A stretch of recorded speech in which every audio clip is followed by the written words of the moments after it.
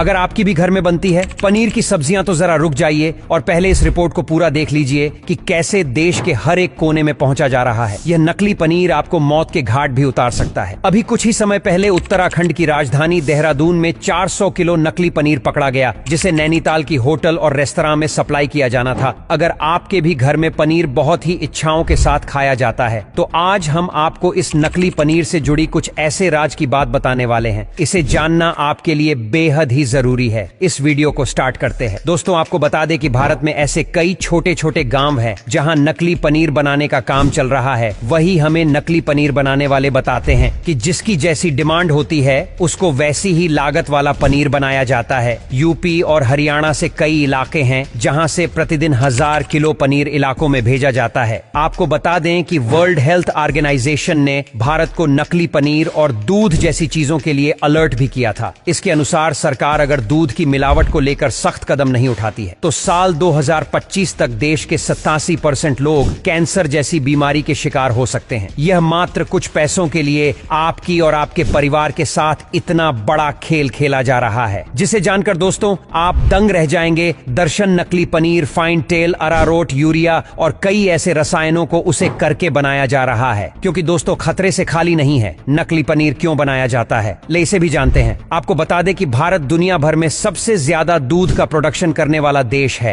वही साल 2022 में दूध का प्रोडक्शन 221 मिलियन टन हुआ, लेकिन भारत में दूध की खपत इसके प्रोडक्शन से 4 गुना ज्यादा है। यानी जब हमारे देश में दूध की जरूरत पूरी नहीं हो पा रही है, फिर पनीर बनाने के लिए दूध कहां से आ जा रहा है? हो सकता है दोस्तों हम और आप जो पनीर खा रहे हो वह असली ना हो, और वही जो लोग बाहर जाकर शाही पनीर, रोल पनीर, टिक्का का मजा लेते हैं, हो सकता है कि इसमें भी नकली पनीर का इस्तेमाल किया गया हो। तो दोस्तों खबरों के मुताबिक यह नकली पनीर बनाने के लिए कई तरीके होते हैं। तो आपको सबसे पहले सिंथेटिक पनीर के बारे में बताते हैं। से दूध की क्रीम निकालने के बाद बचे हुए दूध मिल्क कहा जाता है। मक्खन पनीर निकलना पॉसिबल नहीं हो पाता है। फिर स्टैंड मिल्क में सोडियम बाइकार्बोनेट मिलाया जाता है, जिसके बाद से लो टेम्परेचर कुछ देर के लिए हिट किया जाता है। दूध में बेहद ही घटिया क्वालिटी वाला पाम तेल मिला दिया, जिसे दूध तक के जैसा दिखने लगता है। फिर इसमें बेकिंग पाउडर डालकर इस दूध को फाड़ दिया जाता है, जिससे दूध नकली पनीर का रूप ले लेता है। इसे देखकर तो आप बिल्कुल ही नहीं समझ सकते हैं कि यह नकली पनीर है या फिर असली। तो आइए जानते हैं पनीर बनाने की दूसरी प्रक्रिया को। दोस्तों इसमें भी दूध से क्रीम निकाल दिया जाता है, जिसके बाद उसे दूध में अरारोट मिला दिया जाता है। जी हाँ, वही इसका इस्तेमाल आप अपने किचन में करते हैं। दूध में उतनी ही मात्रा में अरारोट डाला जाता है जिससे कि दूध गाढ़ा हो जाए। फिर इसमें डाल दिया जाता है फॉर्मलिन, एक तरह का रसायन है जिसे स्लो पॉइजन भी कहा जाता है। दर्शन इसके इस्तेमाल से ही नकली पनीर ज्यादा दिनों तक टिका रहता है। फिर फार्मूला डालने के बाद दूध को पढ़ने के लिए देने के पानी को दूध में डाल दिया जाता है। इसके बाद नकली पनीर बनकर तैयार हो जाता है। आप जानकर चौंक जाएंगे तो पनीर बनाने के लिए दूध का इस्तेमाल होता ही नहीं है, बल्कि मिल्क पाउडर से पनीर बना लिया जाता है। देखा जाए तो नकली पनीर बनाने में खराब दूध, agent palm oil, glycerine, sulphuric acid chemical का इस्तेमाल किया जाता है, जो यह सारी चीज सेहत को नुकसान पहुंचाते हैं। इसलिए डॉक्टर घर पर बने पनीर को खाने का सलाह देते हैं। तो क्या इन सभी चीजों को देखते हुए पनीर खाना छोड़ देना चाहिए? जी नहीं दोस्तों, क्योंकि आप घर में असली और नकली पनीर की पहचान कर सकते हैं, तो उसे भी आज आप जान लीजिए। दोस्तों आपको बता दें कि नकली पनीर को सिर्फ देखकर पहचानना बहुत ही मुश्किल होता है। उसके लिए कुछ तरीके हैं जिससे आप इसकी पहचान कर सकते हैं। पहले तरीके में पनीर का टुकड़ा मसलकर हाथ मिले,